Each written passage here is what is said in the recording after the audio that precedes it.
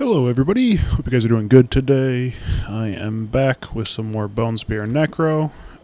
This time I am going to do a little bit of Helltide just to show off, how it can do out here in the old Helltide. With that being a fairly important aspect to the game. If you guys aren't running Helltide, wholeheartedly recommend it. It's a good way for getting some endgame crafting mats. It's also a good way just to get a bunch of random legendary aspects, especially if you farm it for the full hour. We are not going to be doing that here today. I'm just going to farm up enough of the currency to hit one mystery chest, is my current plan. Also, if you guys don't know about mystery chests, really what you should be aiming for when doing Helltide over anything else. The regular chests, they have their use, but if you're really trying to target farm something, possibly.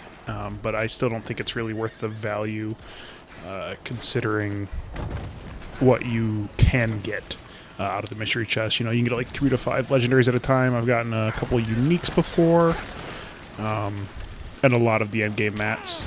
If you guys don't have Forgotten Souls, you're going to need those to be able to enchant your items, allow you to reroll stuff, so really just fairly important. Oh, heck yeah, okay. I'll go over here. I appreciate you here to help.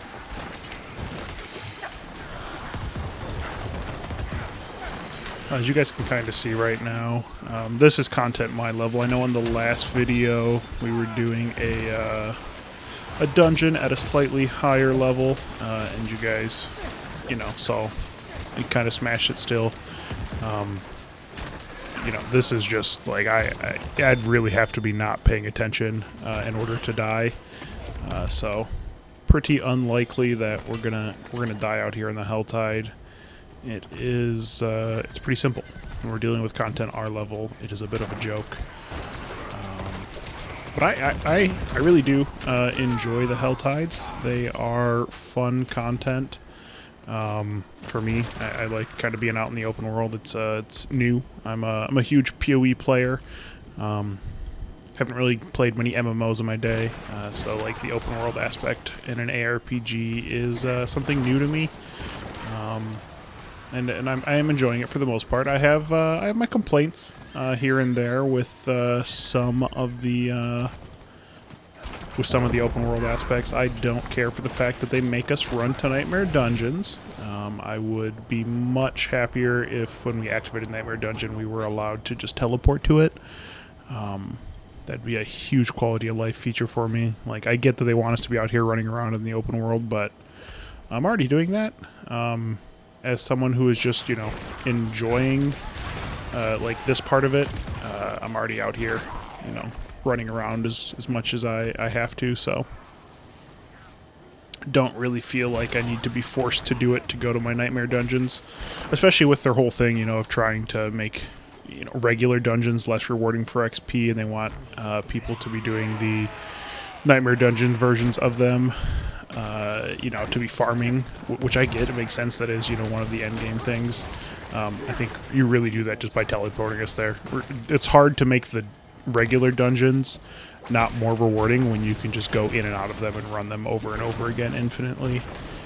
But I do think teleporting us to the dungeon would be a good first step to help us do that. I wish they'd spawn more monsters for this event specifically. I feel like sometimes it takes a minute. Just okay, that was actually a good pull, and done, easy peasy. Take it all back. They spawned plenty of monsters for this event. Don't need anything there. Looks like there should be an event right over here, I believe. I don't know if you guys know about. There's a website called Helltides.com. If you're not using it, you should. One, it shows you where the mystery chests are at. It shows you where the events are at on the map, hence the reason I've just run to the last 2 events and done them. So really efficient if you're trying to farm them. It shows you when the boxes reset for like the mystery boxes and everything, and they'll move. So, you know, really, really good info. Helltides can be less than rewarding if you don't know exactly where everything is. So, yeah, just a very, very powerful tool. As a PoE player, I'm no stranger to using a lot of third-party tools to do things efficiently. Am I going the right place? It does look like this is the right place on my map. Just confusing. And yeah, look at that. Almost pinned it right on the dot. I'm here. What do you want me to do? Kill this guy. Got it.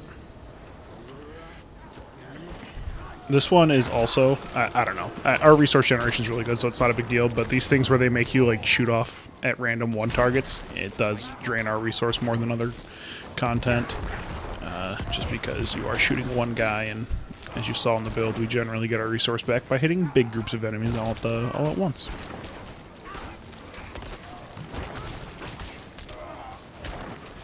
But again, all very, very easy. If you're looking for a build that can just, you know, you can run around, have a lot of fun on, just absolutely slaughter enemies, it's hard to not recommend Bone Spear Necro, because it does make you feel very powerful.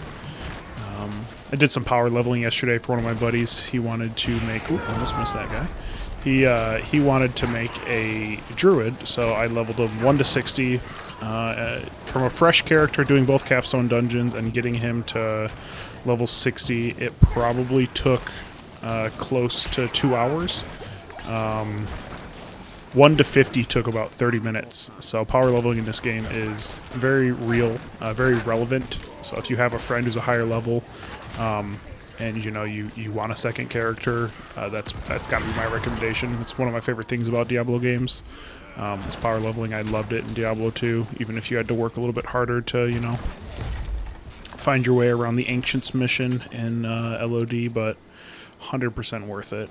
We are almost at our chest, and it looks like the chest reset in 4 minutes, so we may or may not have to go to the other location, because we're currently very close to the correct, or not the correct location, but where it's at right now. I might actually just kind of run up that way and see if I can get my 18 that I need. It's 175 for those chests. Try to hit the 18 more on my way there.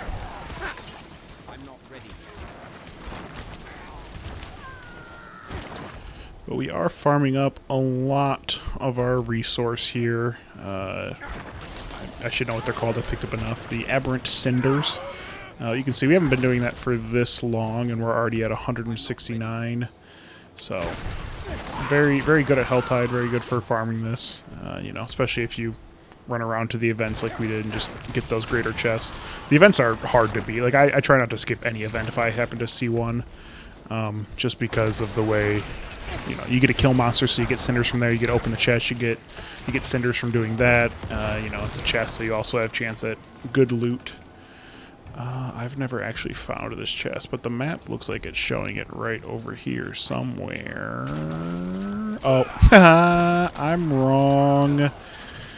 It is at this location. Okay, well, let's hop on our little horsey and get a scootin' here. Dang it, I have to get off the horse. Also, if they could remove the horse cooldown when you're not in combat, so when I have to climb down stuff, I'm not forced to get off my horse and then wait 8 seconds to get back on my horse, that would be very cool. But we shall see if that ever happens. Another little pro tip for you when you're riding your horse. I don't know if you guys have ever noticed, but sometimes I'm like, dang, I'm going real slow right now. And you can see if I bring my cursor close to my horse, it slows down. And the further you move it away, the faster your horse goes. I'm in town, so this is now a terrible example of that. But you saw it going slow when I moved it close. I did not know about this until earlier today, actually. I was watching an MP video. If any of you guys are PoE people, you'll know who MP is. And he mentioned that in his video about moving the cursor further away to make the horse go faster. And honestly, it is a huge QOL for me, and I am never going to forget that. Box, please be right here. Oh, yeah, it is. Cool. Just appeared on the map. Okay, cool. Let's see what we get. this box is going to reset in a minute 44. So let me clear these guys so I can open it. We'll see what we get. And then we'll end the video there. No unique. But a bunch of Fiend Rows. Forgotten Souls, a couple of them. Not that many, actually, but a bunch of elixirs. This is pretty much how I just maintain my elixirs at all times. Oh, and a mount. Heck yeah. Cool. Again, we were only in here for a short amount of time, so nothing too crazy, but 738, pretty bad roll, but honestly a two-hand sword with relevant-ish stats could be a good, strong starter sword for somebody. We're not too worried about it.